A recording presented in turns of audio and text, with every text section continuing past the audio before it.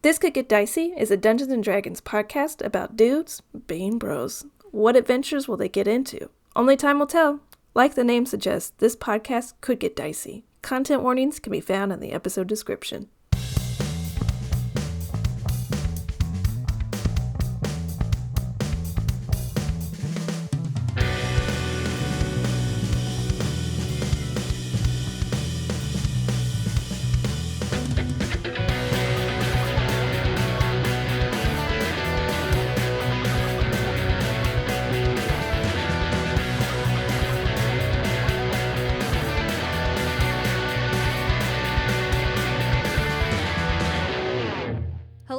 Welcome to This Could Get Dicey, a D&D podcast where a group of buds get to unwind from their 9-to-5s and step into the world of Drew Gala.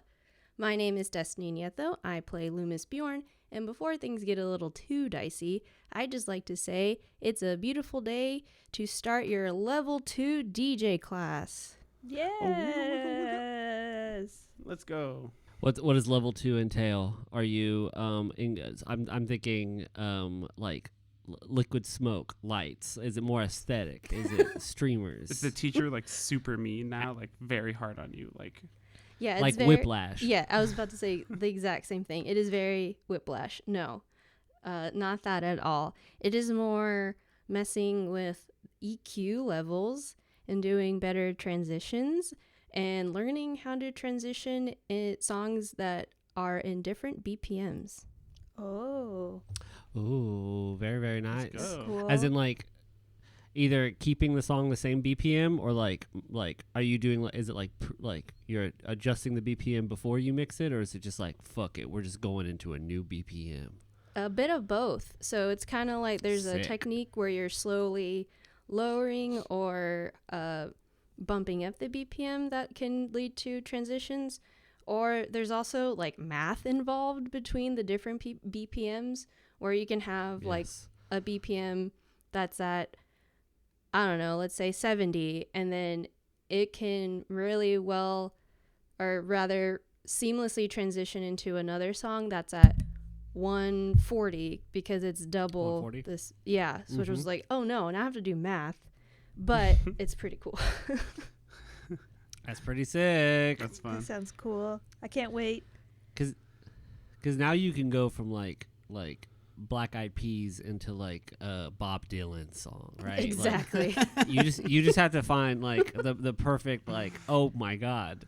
Oh, this will be great for like Christmas music DJ set. Fuck. Oh my god. That was terrifying. Did y'all see that shit? Yeah, that balloon's wilding out behind you. I'm so sorry. That was so scary. I thought someone was over my shoulder. It's just That a kind of balloon. fucked me up, for real. Oh god. There was a balloon behind Kenny and it moved and it scared us all. Oh god. That's awful. Well, congratulations, Destiny. How many levels are there beyond this? How many levels does it go up? The place I'm taking, just the 2. Just freshman, sophomore year? Yep, that's it. I'm sorry. And I I'm have on to my move. own. I have to Graduation. move this balloon. Hold on. Hi, my name is Alex Villarreal, and it's a beautiful day to. I know I've probably said this one before, and but I'm running out of things. It's a beautiful day to organize and deep clean just everything in your whole fucking life Nice. as hard as possible. I thought you were going to say beans again. I thought you were going to also say beans one more time.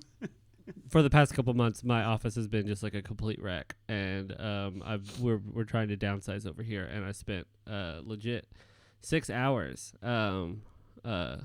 working on it, and now it's spotless and shiny and clean.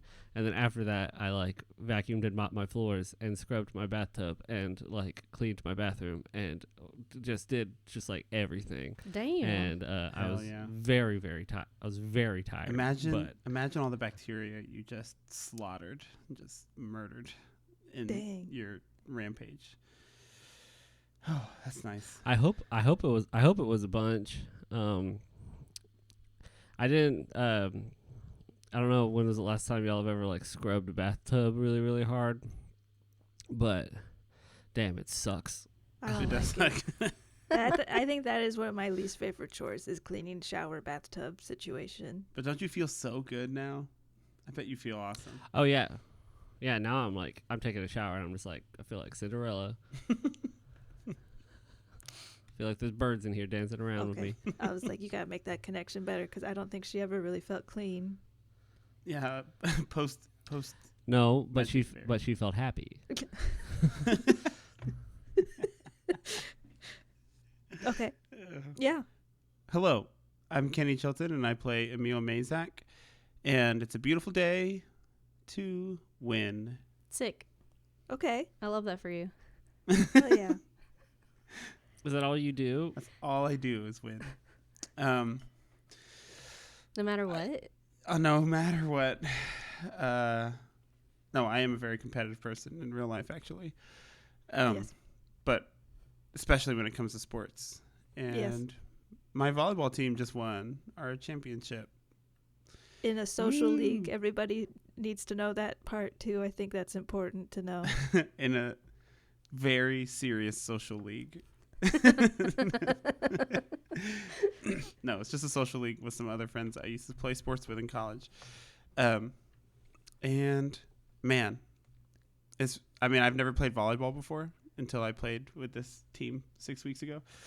And God, I could see myself doing it for the rest of my life. That's how competitive I get. I'm like, we've won one little league, and now I'm like, this is it. This is the rest of my life now. I'm going to play volleyball Now, until I die. You're headed out for the men's national team? I'm going to go to the tryouts. At least, no, I'm not that good. How bad did y'all fucking cream them? No, we did not. They were close, really close games. Destiny was there. It was very close. I was. It It was a good game to watch, though. was back and forth. We lost a game, even. It was close. I had some good spikes, which is like a new Can't confirm. level of power and control that I get to fantasize Is the about. net like regulation height, or is it like a little lower? It's like a or- little Tykes. No, that's a not. little Tykes net. I'm not. You don't have to jump. I think, I don't know. I mean, it's high. When I jump, I can barely reach over it. So I think so. Okay. Meanwhile, Destiny's partner is like floating in the air and blocking anything that gets close to it. But I think it's regulation.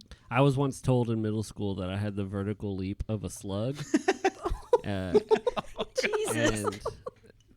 And my nickname, at least amongst a good crowd of the boys, was Slugs. My 7th grade year. No. So that was not a diss towards like is the regulation height. I was mostly thinking, I was like, damn, jumping is probably hard as fuck. I'm not good at jumping. Also, so no. I'm not a jumper. Destiny, are you? Destiny, Just how do Do you I like jump? to jump? Are you a jumper? I like to jump. Am I good at it? Probably not. Mm. But it's fun. Please All don't right. try without warming up. If you haven't jumped in a long time, don't. You're gonna blow it. Destiny just goes out into the backyard and jumps up and down. Oh,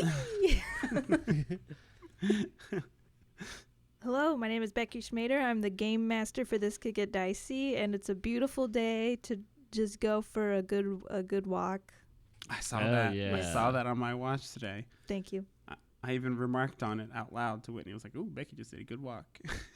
It was the longest walk I've taken in a while, but it's so sometimes I find maybe this will find success for you all too. I got on the phone with my dad and then went walking, and then it was like easy 30-minute walk. Yes. Mm. Yes. And that's a you're good just one. like, I'm just gonna keep walking and not go inside the house because why not? Versus if it's a podcast, you're like, well, 20 minutes sounds fine. I can't like talk on the phone and stay seated. Like I just pace back and Mhm. forth. Mhm. So I can relate.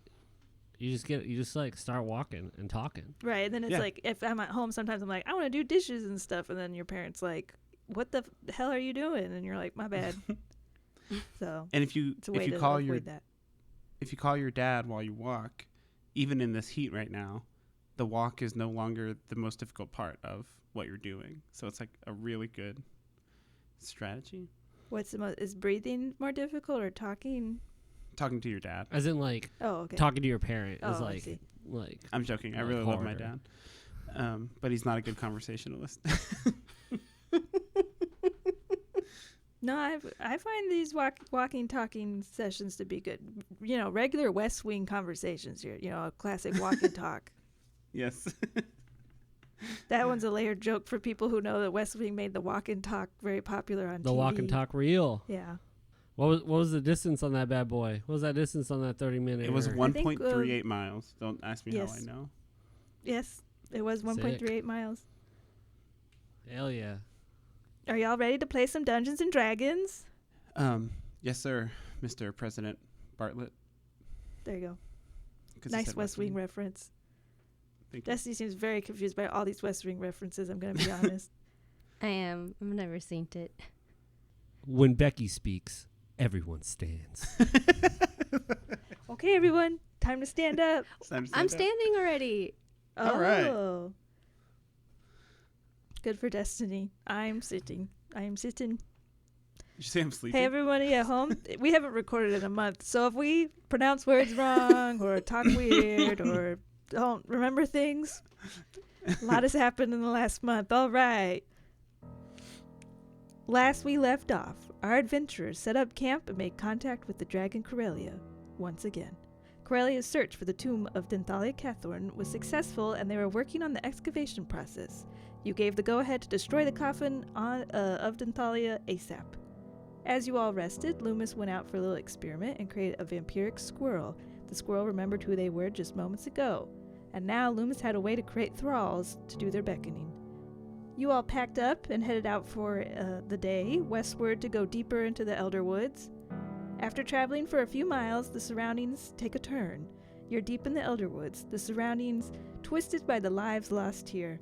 And Lü'mis, you are overcome with memories and emotions as you step forward into the forest here. The memories of your time here as a leader in an army during the great war that had happened millennia ago. Is that the right term? Mm-hmm.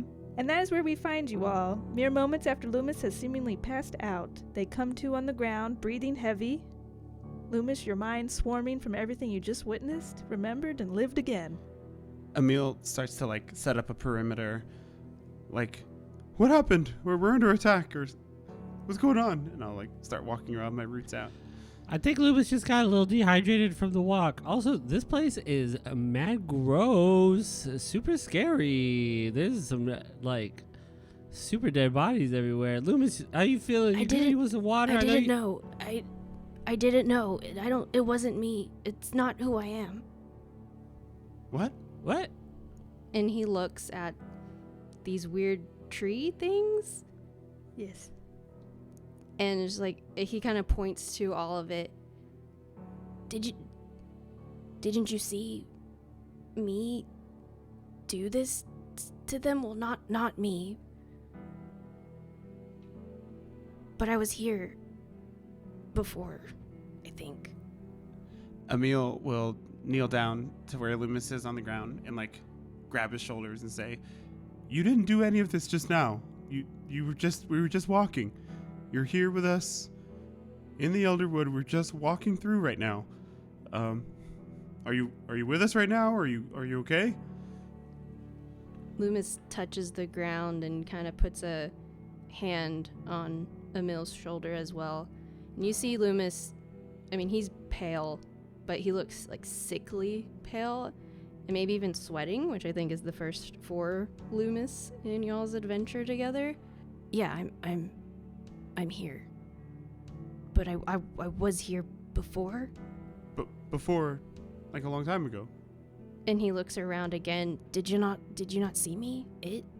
Everyone here? The battle?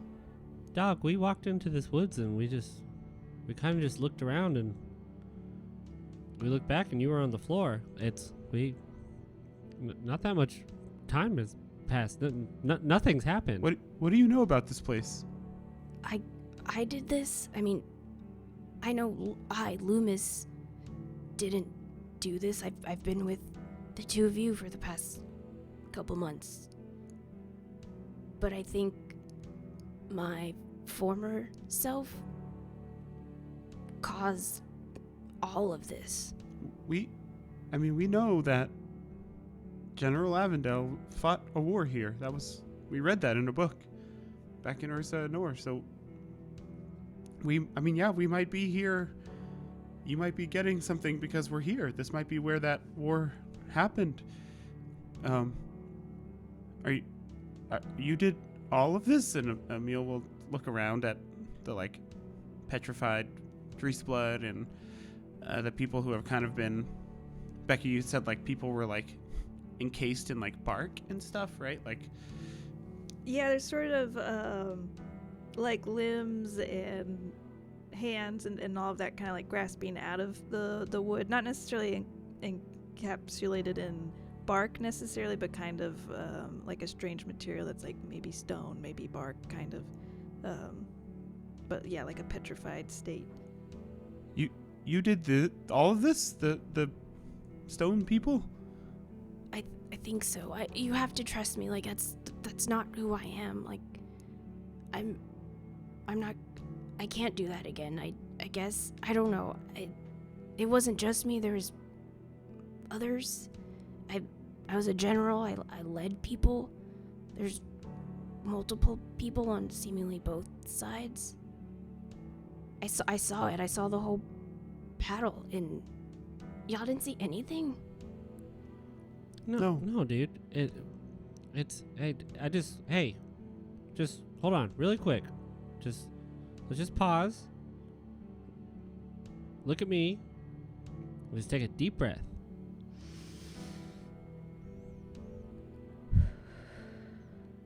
What's your name, player? Lü'mis. Exactly. You're Lü'mis. I don't know an Avondale. I don't know nothing. I know Lü'mis though, and I know the person that I've been traveling with for the past couple months. I know what you've told me. And yes, as Emil said, we know that there was a different version of you at some point that for sure. Yeah, and I motioned to the woods. I'm like, probably fuck this whole fucking place up for sure, a million billion years ago. But that's not who I'm. That's not what I'm concerned with. I think, clearly it's on a different level because you've been living for like hundreds of years and stuff.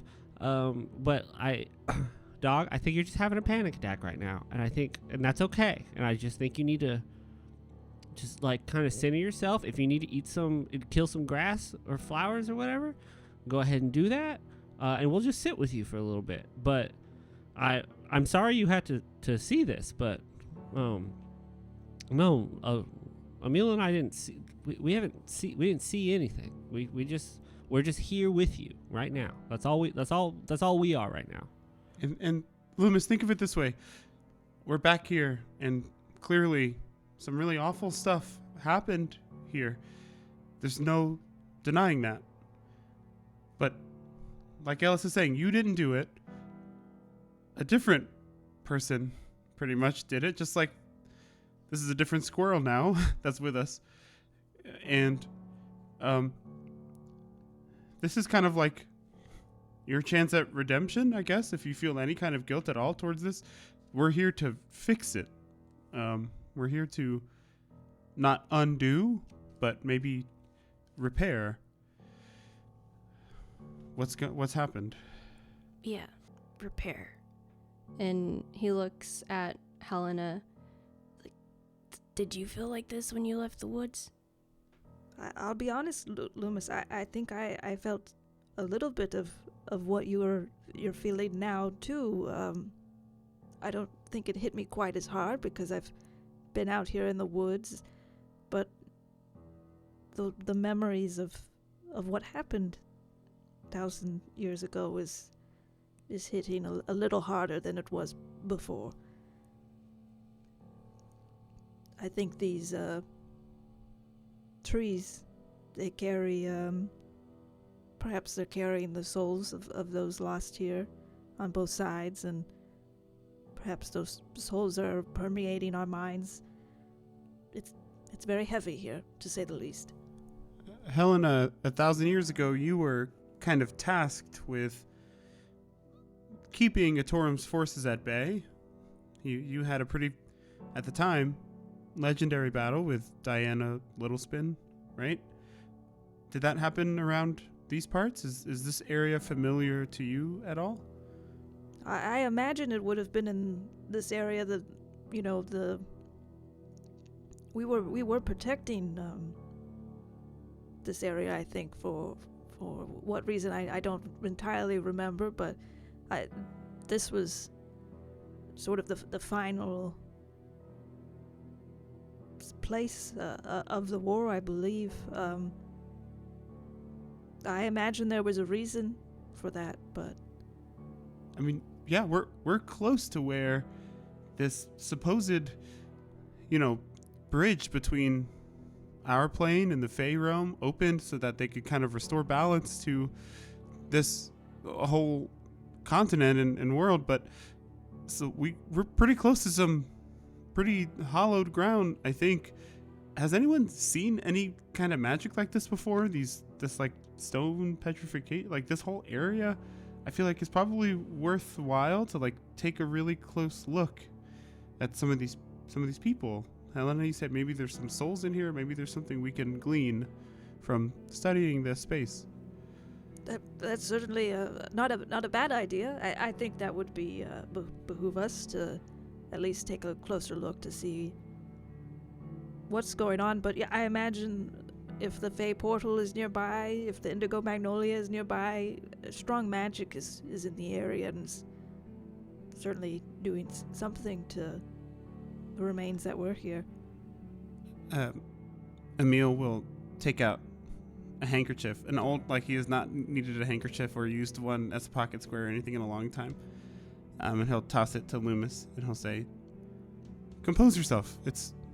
You got a little bit of sweat on your brow. It's okay." Have you used this before? Of course not. Every single one is brand new. That was a silly question. I should have known.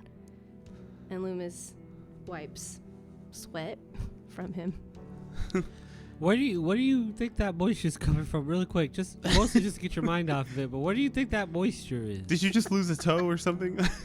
Are you okay? I don't know. I guess I've always thought about what would happen if I got my memories back, I guess. Memories that I didn't even think were mine.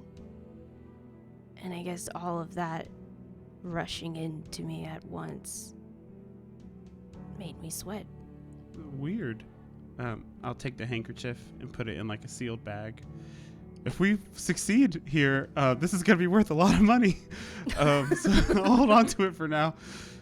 I walk up to Lü'mis and I place a hand on his shoulder and I say, "Hey, bud, I don't know if this is going to make you feel better. One time, I stole 6,500 gold from my father because I got scammed into a pyramid scheme for like a bugbear rescue farm, and it turned out to be a big old scam. And that was me. I did that. And that's just the bottom of the barrel of all the stupid, crazy, dumb, awful shit that I've done. That was me who did all that stuff. And I know it doesn't compare, and I like kind of motion to all the petrified dead bodies, and I'm like, sure, that's pales in comparison to this. This is big, right? Again, and I kind of put another hand on Lü'mis' shoulder. I didn't say this was going to make you feel better, but I just want to reiterate that me and I like motion to Emil, and I'm like, we've probably done really, really bad shit that we did, and I did it. Ellis, Vendove. I've known Lü'mis for a short while, and I don't know a lot of bad shit that you've done. Okay? I just want to reiterate that. That yes, these may be your memories, but you didn't do this shit. Magic is fucking crazy in this world, and I don't know jack shit about how deep the recesses go of the possibilities and the machinations of Arcana. But clearly this wasn't you. And it's okay if this is hard, and it's okay if you need a second, but just know that you got the three of us, and this fucking squirrel is in your corner. You are Lü'mis, Bjorn. I feel like the squirrel, because the last command I said was like protect or watch or something like that, and it's just like little paw patting me on my knee. No. Thank you, Ellis. That means a lot. You're welcome. Now, I look at Emil and I say, "You want some help looking at this shit?" I mean, yeah, let's all take a look around. What can we ascertain? I want to take a look at our surroundings. Clearly something is important about this space. I want to find out what it is. Did y'all fucking see that? It was like a Just little dust piece of that time. dust. It was the Yeah. balloon. Oh my god. Yeah, what can we find here? I specifically want to take a look at like what I think might be a Drees blood person, or a person encased in stone or whatever this is. All right. Anyone who wants to kind of investigate the area can roll an investigation, a nature, or arcana check. Oh man, that's not very good. I'm gonna use my Volpanus stone because I rolled a bad Okay. check and this feels important. I rolled a 21 Arcana. I feel like after a while, Lü'mis is sitting down, but he composes himself as best as he can, and essentially wants to stand where he saw himself in this memory vision or whatever, just to see if anything else comes back to him. And I got a 16. I'll go face to face with another dryad I can see and be like, "What do you got for me, bud?" And I also got a 16 investigation. What you all can kind of pick up is that the forest here is very much like way more alive than, 100 feet prior to like where you are. And it feels more alive because there's like pieces of living human, or what were living humans, kind of like embedded in the woods and in the trees. And the trees are, the trees here didn't just feed on sun and water, they're also feeding on like weird magical remains and things like that. So you can kind of all pick up on that. I think, Lü'mis, since you're specifically kind of looking for, or like thinking about memories, I think you pick up that yes, this was like a significant location, or like you're very close to what feels like a significant location, kind of like what Helena was saying of like perhaps the portals nearby to the Fey realm, perhaps the Indigo Magnolias nearby, but like this was kind of like people were like, this is, put your life on the line, this is it, kind of like that's what this area sort of was. I think Emil, looking at the dryad specifically, I think what you're seeing mostly from these dryads that are kind of been lost here is that they definitely seem to have sort of like ran out of time, like they were coming here for one reason or another, and some of them look like they maybe like died here because they were like overcome by the environment, or others maybe their disease was had progressed so much that they just ran out of time before they could get to the Indigo Magnolia.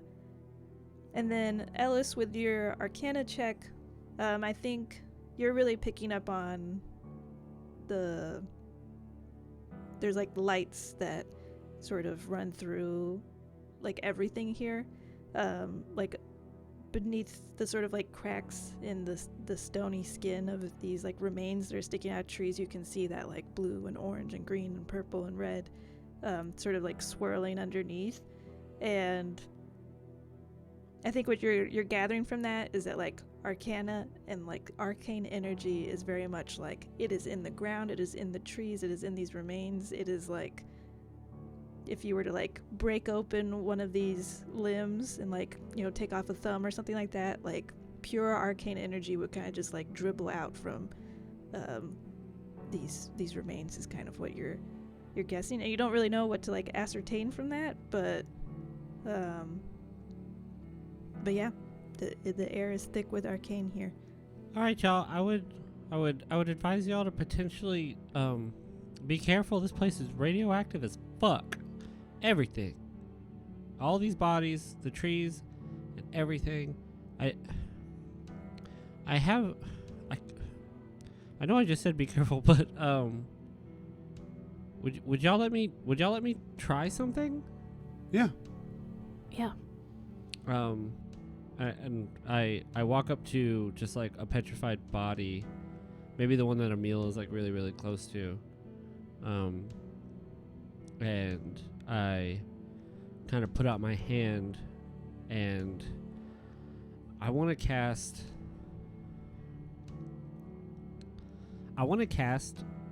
Dispel Magic just to see what'll happen, and I want to do it at 5th level. And I know something might not happen here. I'm just like kind of testing the waters here, but I want to see like this. Obviously there's so much magic here that what happens if I just walk up to one of these like crispy dudes and just like bleh. Yeah, at this level 5, so like a pretty high level of Dispel Magic, you go over to like a dryad that's you go over to a dryad that's embedded within like a tree that's like reaching out, and it has like some of the slight swirls of magic like beneath the surface of its bark.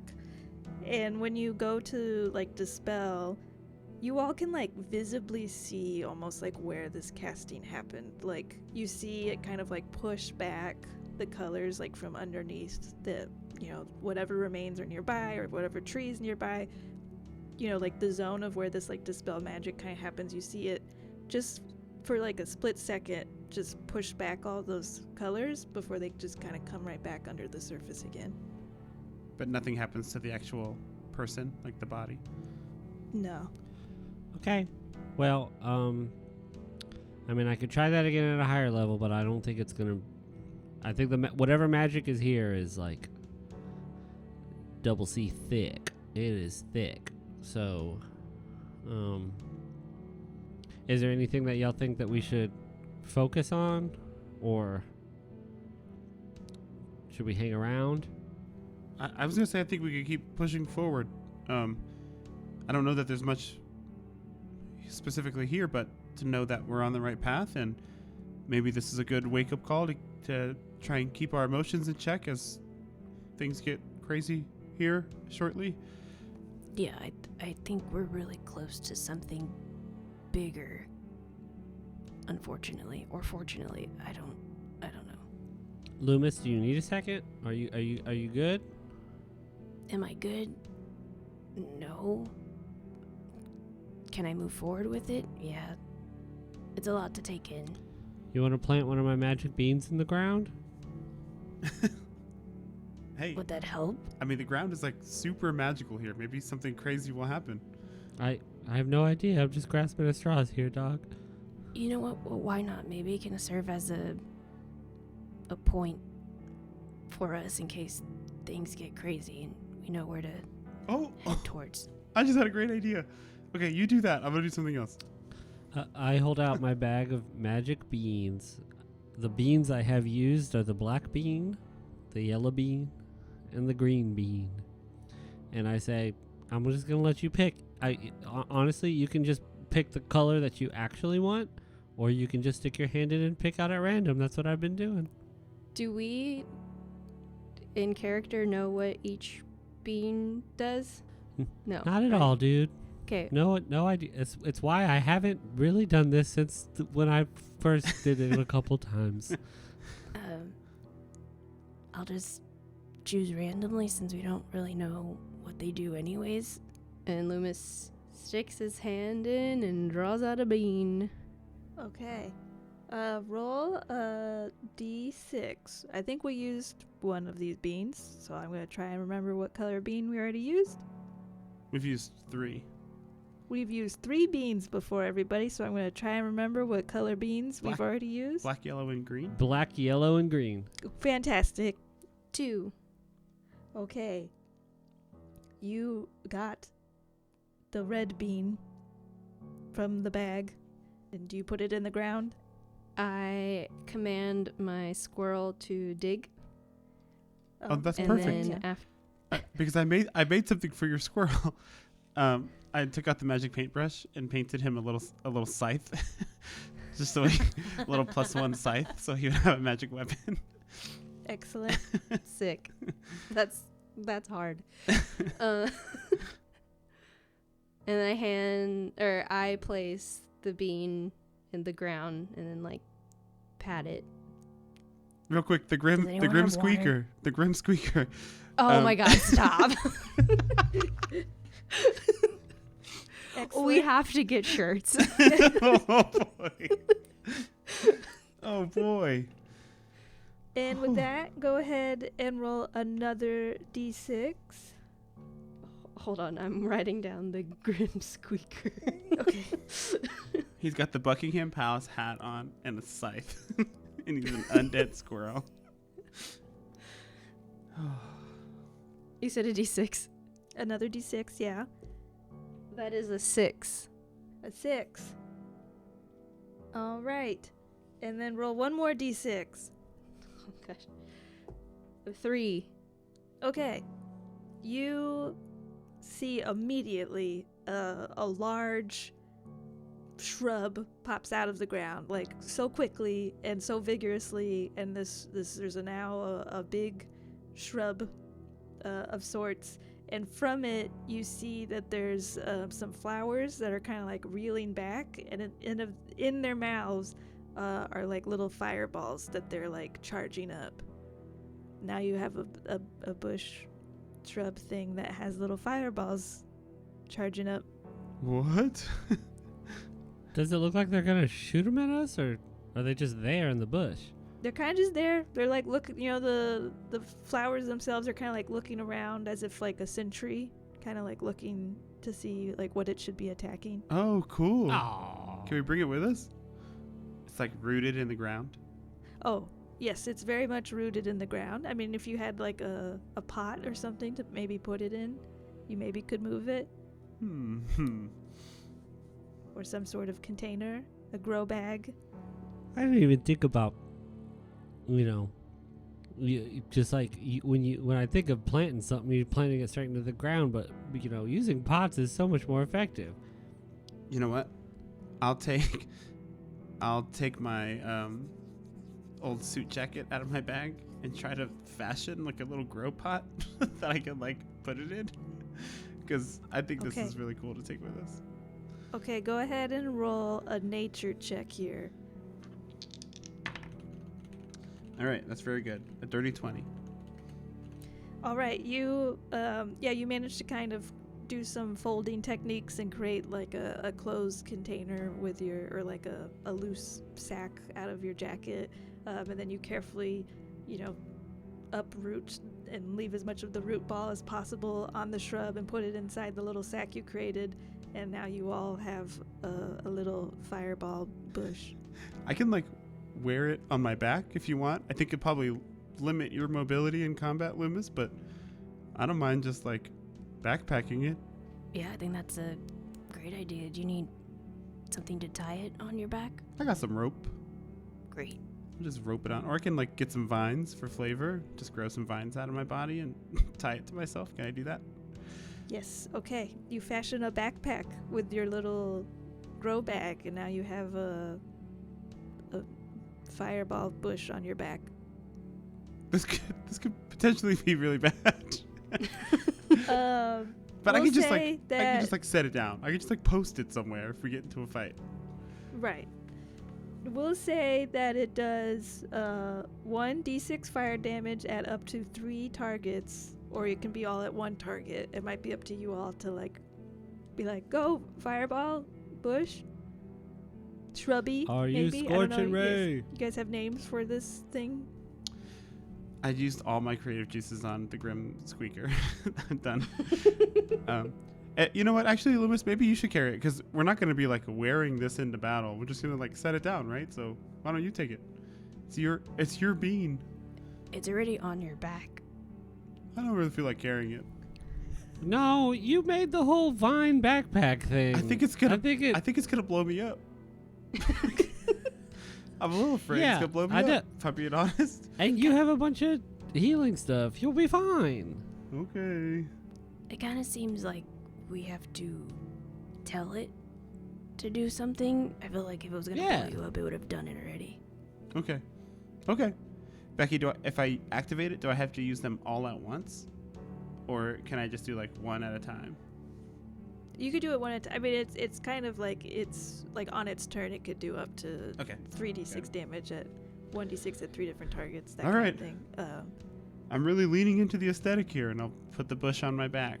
I hold up the bag of beans and I say, "Hey y'all, I'm bean ready." Damn, that's good. I'm bean ready. And I turn around and I'm like, "Come on, let's go." Let's do it.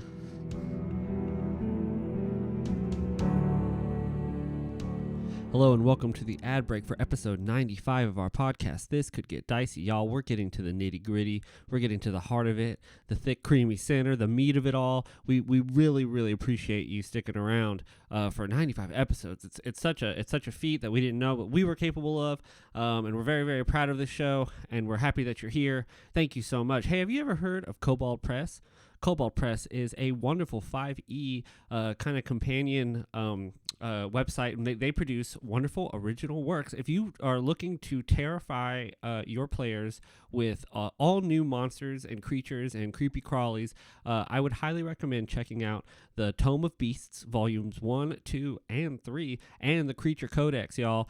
Beautiful artwork, terrifying monsters, and super accurate CR stats. So you can really, really hone in and give your players at your home table the worst day of their lives. You can use our affiliate link if you go to bit.ly/KPTCGD.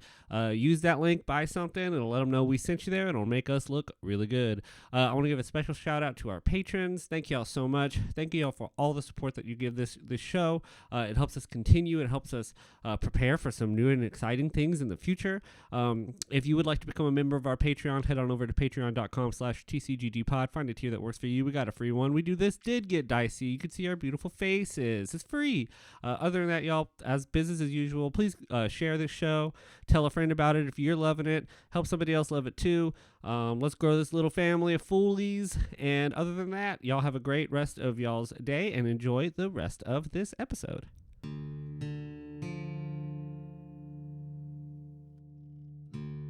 Continuing westward through the woods, it is pretty quiet out here. The flapping of birds above in the trees, and occasionally the trickle of water from a stream, but otherwise it's pretty silent. And then suddenly you feel it. The slight vibration of the ground. You could put it off as just Helena perhaps having heavy footsteps. But then it gets stronger, and you notice that the critters of the woods aren't really around anymore, and the brush seems to shake as a wave of vibration is sent out. The air seems to have a shimmer to it now, and you hear the slight boom, boom, boom of very large footsteps. And then it's not just one set of footsteps, but many, not coming towards you, and not always a consistent pattern, but there.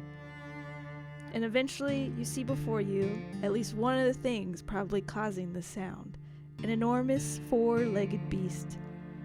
It's made out of pieces of wood and carcasses. Moss hangs from it along with bits of fur, rotting flesh, and feathers, black inky feathers. A blue glow emits from the whole body, lighting up the inside of this creature, and it's empty, and all you can see are more of those sort of pieces of different things holding it together. The light emits out of a giant skull, horns tied to it and piercing outwards from all angles. It turns to you. It sprints towards you all. And we will roll initiative. Oh, God. What the fuck? All right, I think I've seen enough. All right. Lü'mis, what did you get? 21. Ellis. 19. Emil. 20. All right. Up first is Lü'mis. How large is this creature? It says it is a large construct, so that means it's like double your size at least. But I mean, I'd say like an elephant or a rhino. Oof. Okay. And it's charging at us, right? It is charging at you all. And we're still in the forest, so there's still a bunch of trees and stuff. That's correct. Okay.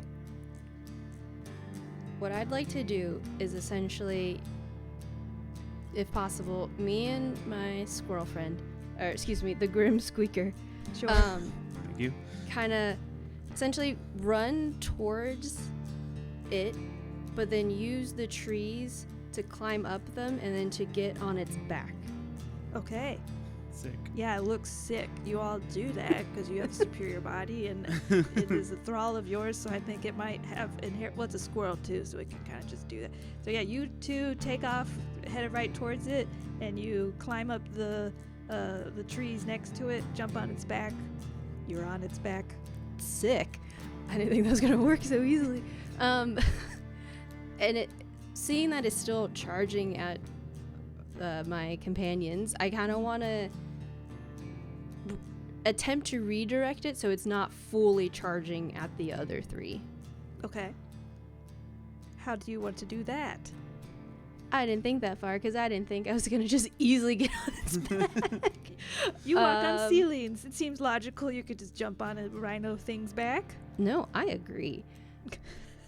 I guess rather than redirect it because I'm not super strong, I want to distract it on its back by attacking it with my spear / claws. Okay. Go ahead. Does a 19 hit? Yes. Okay, that is with my spear. Not a good roll. 5 points of spear damage. Okay. And then I'm going to do another spear attack on them. 22 to hit. Yes. 7 points of spear damage. And then I'm going to spend a key point to do Fury of Blows and do 2 unarmed strikes. All right. The lowest was a 16. A 16 misses. 16 misses. Ooh, Okay. okay. 10 points of claw damage. Okay. Unarmed strike, and then plus an additional plus an additional 3 necrotic damage from my gloves of the dying pugilist. Excellent. Yeah, all right. You jump on this thing's back, you lay into it, you start stabbing it with your spear, and then you start going at it with your claws. I think it definitely gets a little distracted and slows down its charge towards the others, and kind of is, still kind of walking, but trying to like look at you on its back, so definitely not hurling itself towards the rest of the group. With that, it is, I guess, your squirrel friend, the Grim Squeaker's turn. I don't know if it's a squirrel thrall, so let's just say you can roll a d20. If it hits, it does like 1d6 of damage. Okay. Because it does have a +1 It's a side. +1 actually, side. So I guess. So roll a d20 +1, Okay. and then 1d6 +1 damage. I'll take it. 19 to hit. Yes, that hits. Let's go. Look out. It's coming for you. Watch out. And you said a d6? You +1, yes. 4. Okay. All right. Yeah, you all see this little squirrel get up and start like hacking away at one of like the horns on that's tied to the creature's back. With that, it is now Emil's turn. Emil sees what Lü'mis is trying to do with the distraction and is going to try a similar tactic, and run like 30 feet away from Ellis to like triangulate this creature. Sure. And I'm going to use a 9th level mutant feature, Threatening Presence. It needs to make a wisdom save against my mutant save, which is a 21. Okay, it fails. Okay, it now sees me as the biggest threat Okay. until the end of my next turn, unless I use a hit die to keep the effect going. Okay. So it sees me as the biggest threat, and whatever that means for you. And on the ground in between us now, I'm going to cast Spike Growth, Okay. for which it will need to make a wisdom save in order to perceive the spikes, or it'll take a bunch of damage as it runs through it. It fails. Okay, great. So if it's 20 feet, so 20 feet of the space between us, is spike growth. It's a difficult terrain and all spiky.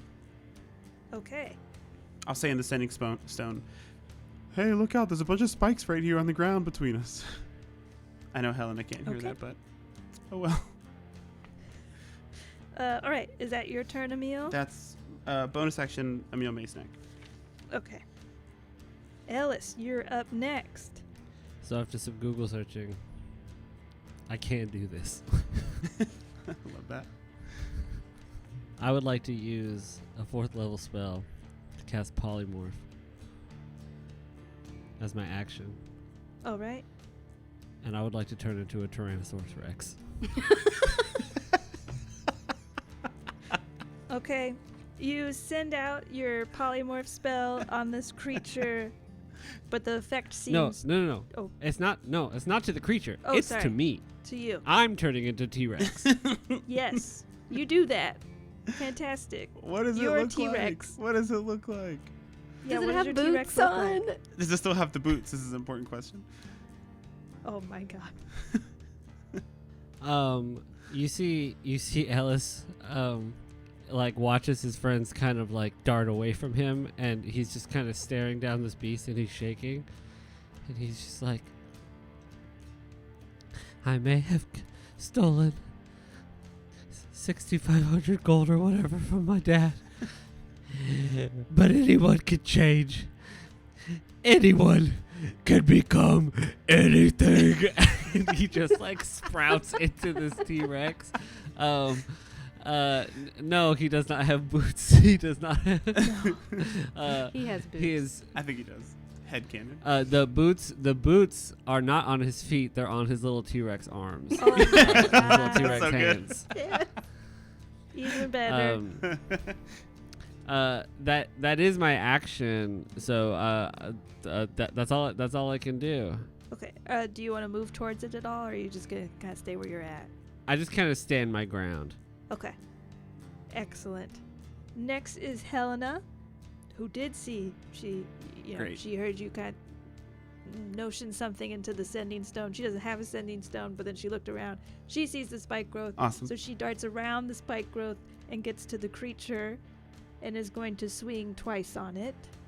Both of those hit for 22 points of damage.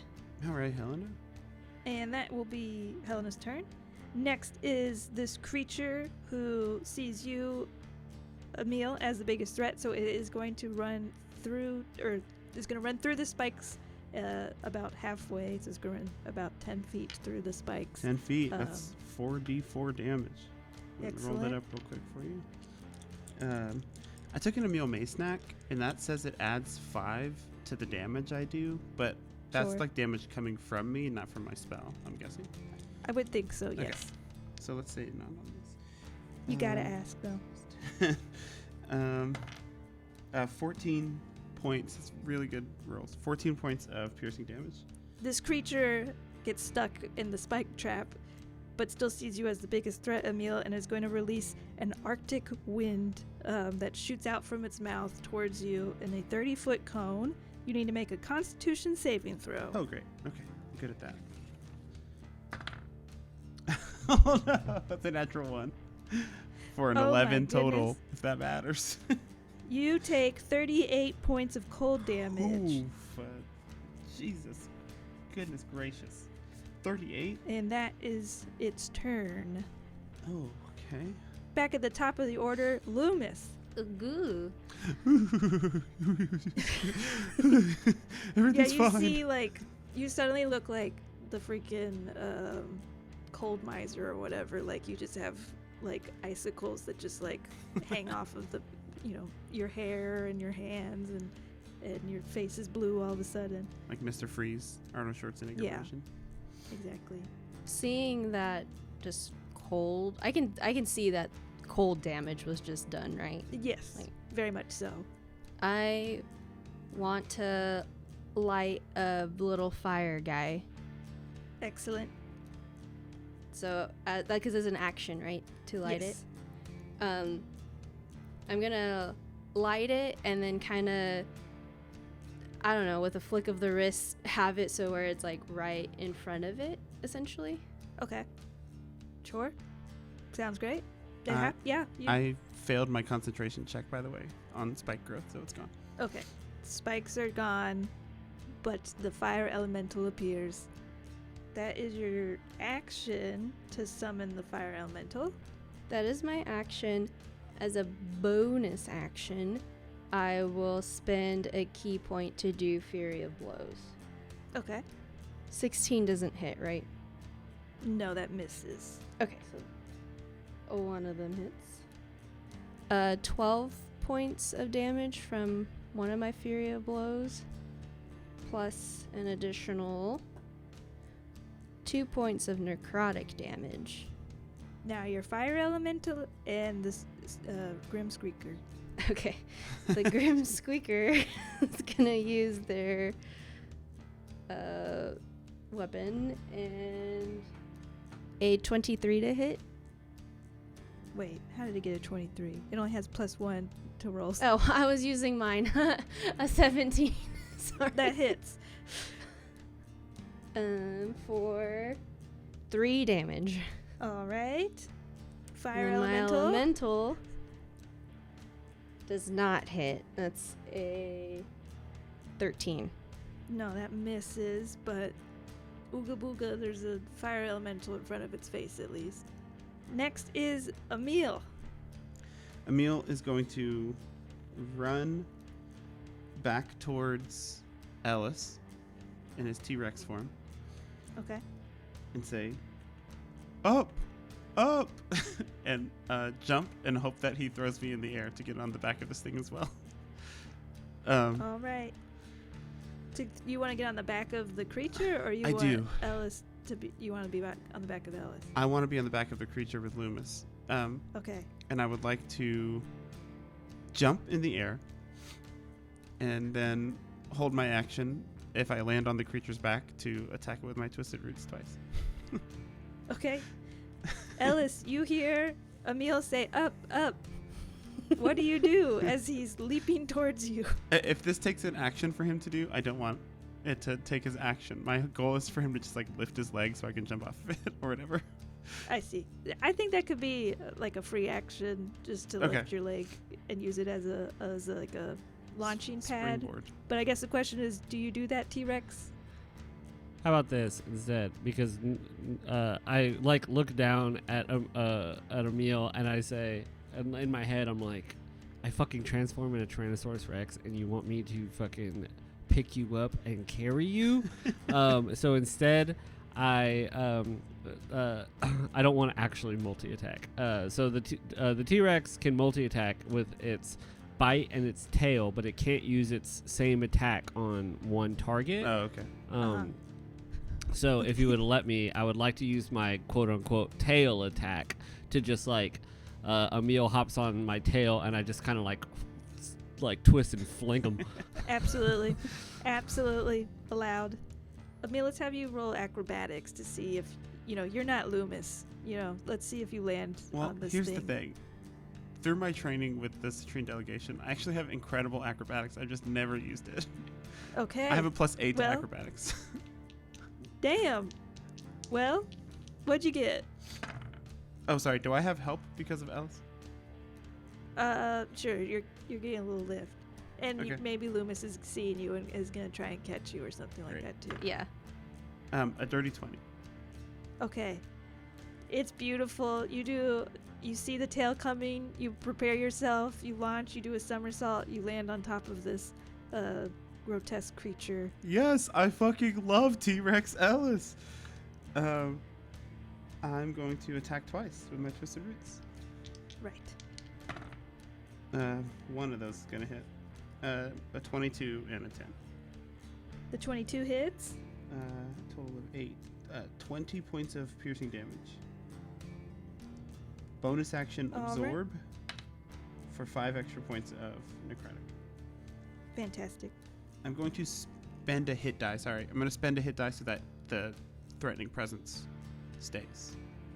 Okay. Excellent. I will then continue my action and roar as I march towards the creature, the golem construct, whatever.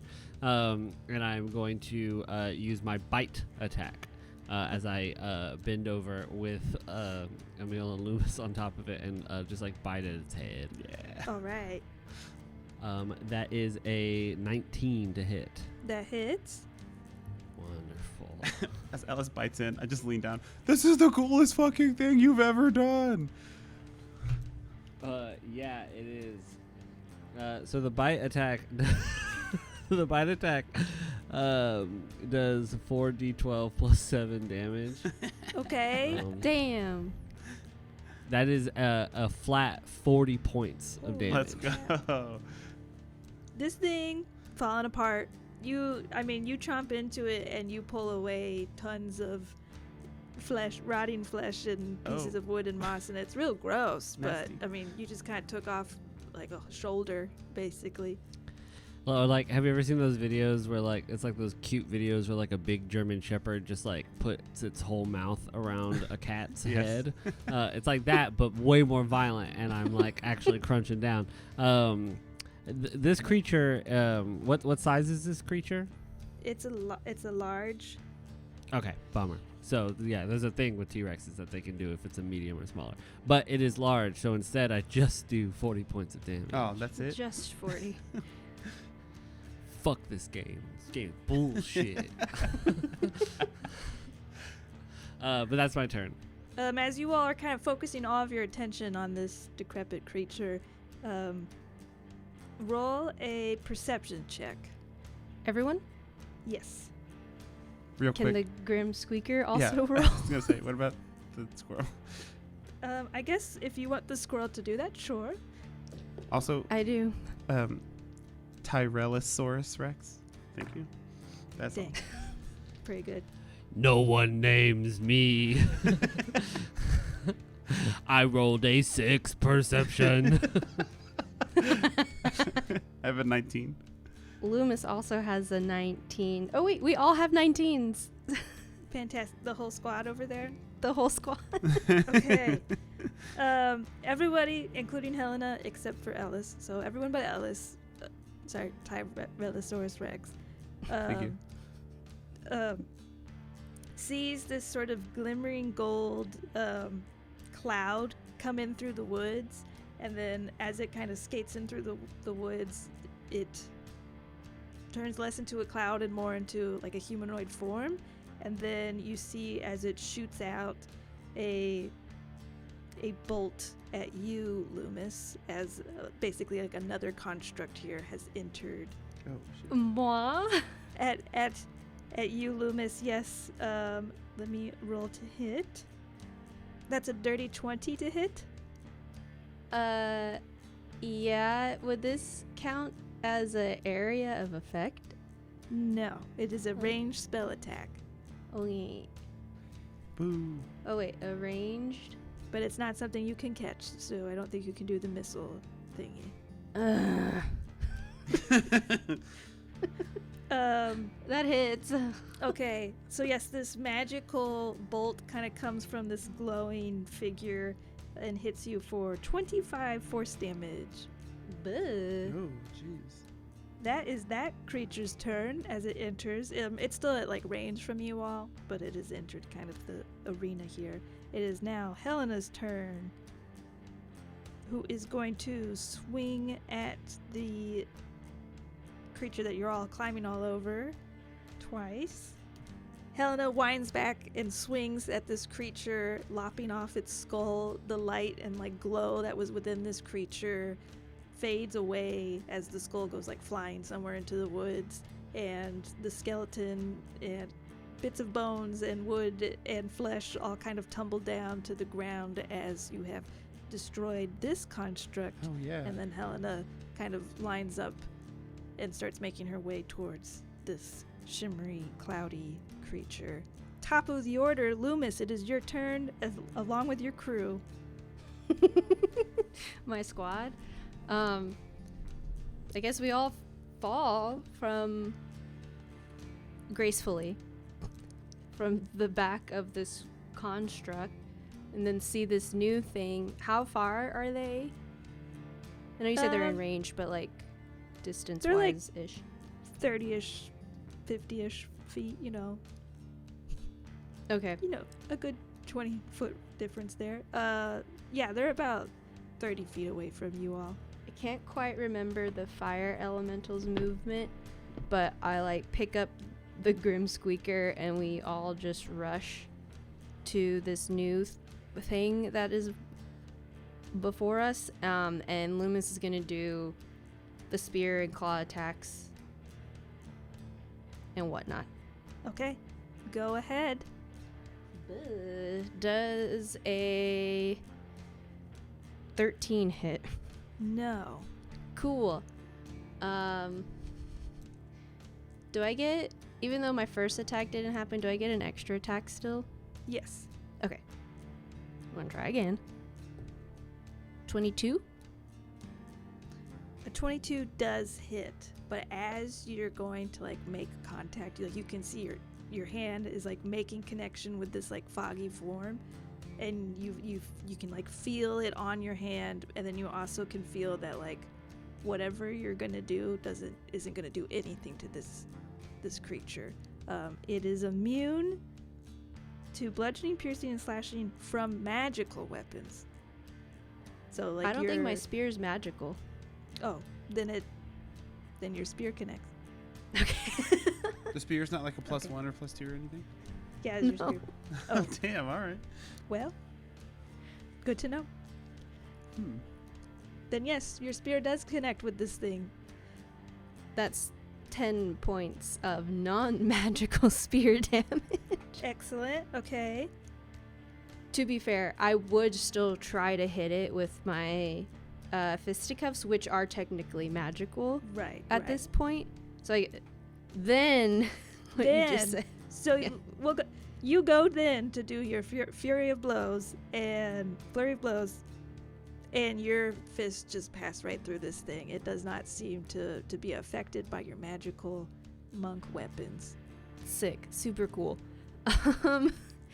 I'm assuming the squirrel's weapon is also magical. It's a +1. It is a +1, so it is magical. Okay. I feel like it's the three of us trying all at the same time, and I notice like my fists are just going through it.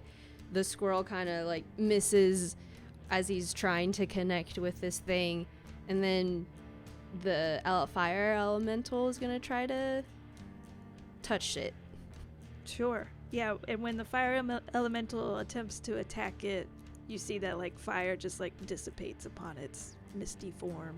I guess out loud, because we're still close to each other. Nothing's working. Let me, I can try something. And it is Emil's turn.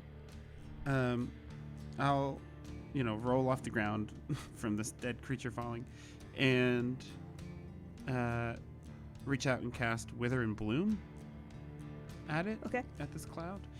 Sure. It needs to make a Constitution saving throw. If this is going to affect it, it's necrotic damage. You attempt to like wither the ground below it, and the necrotic like energy just dissipates against the misty form. What the hell? Yeah, that did not work. Mark that spell slot. You Well- can do the other half of Wither and Bloom though, so if you wanted to give Lü'mis or somebody else the I think I'm the going to give healing. it to myself. Okay. Fair enough. Because I lost a lot of health. I'm going to heal myself for 8 plus 5. 13. Plus I'm going to use the absorb that I did last turn to heal myself. Mhm. For Okay. another 4. So 17 points of that damage comes back. That's all I got. Maybe a Tyrannosaurus bite will help. And next is Ellis. Ellis is like blind with like just like rage and he's like fully mentally there. Like there's nothing impeding just because he's transformed into a Tyrannosaurus Rex. Is like he's not like changed mentally at all, but he's just blind with just rage. And he will jump towards this fucking cloud thing and just try to take a chomp out of it like a big thing of cotton candy. Okay, go ahead. That's a 26. That hits. That'll be 34 points of just bludgeoning damage. No, sorry, piercing damage. Okay, big hit on this thing as you kind of like chomp at one of its legs, and you see that one of its legs isn't able to like reform into the humanoid form. It's just kind of staying misty form. And what size is this creature? It is a medium. Perfect. Because it is a medium creature, it is now grappled. Yeah. It has to make a DC 17 check to escape, and until the grapple ends, the target is restrained, and I cannot bite another target while this creature is restrained. So I'm kind of locked in right now. I might release it to bite again on my next turn, but at least for right now, it is just restrained. Excellent. Next is Helena, who has magical weapons and has seen all of this, and so she's instead going to pick up like a big rock off the ground and chuck it at this creature. That's what she's got to offer. In Ellis's mouth. Because magic doesn't seem to be working, and her magic weapons won't work. It is restrained, so she has advantage. Thank God. Nope, I got a 2 twice. She winds up to chuck this big rock at this cloud of arcane energy, and it doesn't quite make the distance there. Next is this arcane cloud's sort of turn here. Now it has this feature called amorphous, which means the Mana Storm Golem can move through a space as narrow as 1 inch wide without squeezing. Would one say it could just slip out of a T-Rex's mouth? I mean, it is like a fucking It's a cloud. Cloud, Yeah. right? Right. I mean, I just said the thing that was on the Tyrannosaurus Rex thing. Right. I am biting a cloud, and I did say it's like cotton candy. So like, I mean, I would be like the the judge visual here. of you like grappling it and then it just like turning into sand almost and like falling out of your mouth. And then it lands at the T-Rex's feet and is going to slam its fist twice into the T-Rex. Fist. This cloud's got Yes. fists. It reforms into, it's like a humanoid, and then it turns into a cloud, and then it can reform, and like the Sandman from Spider-Man, I guess. 21 to hit. Absolutely, you wouldn't believe how low the T-Rex's health AC is. The guest target. And then a 15 to hit. Yeah, that hits too. Okay. You take 28 points of force damage. Sounds good. T-Rex still looking good. While this cloudy golem thing that you're currently attacking was sort of sneaky and quiet, this next creature that's making an appearance, the trees start shaking and the ground starts rumbling as a very large 6-legged frog-like creature jumps into the area. And it's going to let out a very loud croak. You all need to make a Constitution saving throw. 23 for the T-Rex. 24 for your boy. 12. And Helena got a 22. Does she have that thing where we have +5 to saving throws? Oh. Is that her? Is that her class? Only when we're within a certain amount of range. Oh, you all have resistance to damage from spells. Oops. Well, hey, that's helpful right now, isn't it, everybody? Because this is a spell, I guess, that you're taking damage from. Only within like 5 feet of her, though, right? Within 10 feet. Okay, sweet. But you all ran away from where she was at. Yes, it's true. So, never mind. Ellis, Emil, and Helena, you all take 10 points of thunder damage. Okay. And Lü'mis, you'll take 20 points of thunder damage. Oof. This wasn't something I can use my evasion on, huh? No, it was audible, so I don't think you could really dodge it. It was It's more only dexterity saving willpower. throws you can use Oh, right. evasion on. Really quick, the Sandman from Spider-Man is named Flint Marco, but because it's a glittering cloud, Glint Marco. Okay. Dude, Okay. you're on one I'm tonight. just fucking in it right now. We've been gone for a month. It's just been locked and loaded. As this giant six-legged frog creature appears, everybody do some sort of, you could do a religion check, a history check. Probably just either of those checks real quick. As a T-Rex, I'm just not gonna roll one. Okay. I got an 18 history. 18 history. Okay. I got an 11 religion. Okay.